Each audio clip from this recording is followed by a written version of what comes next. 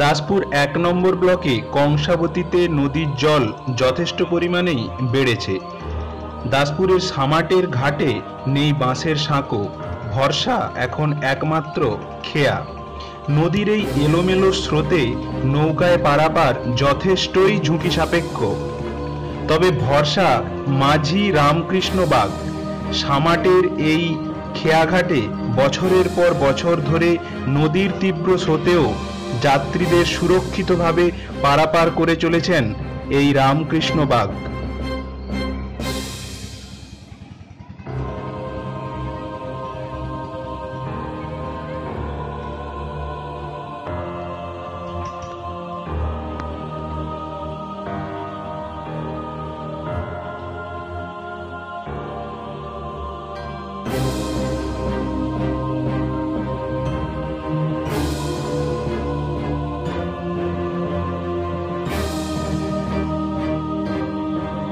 ঘাটাল মহকুমার সমস্ত খবর সঙ্গে সঙ্গে পেতে আমাদের এই চ্যানেলটিকে সাবস্ক্রাইব করুন।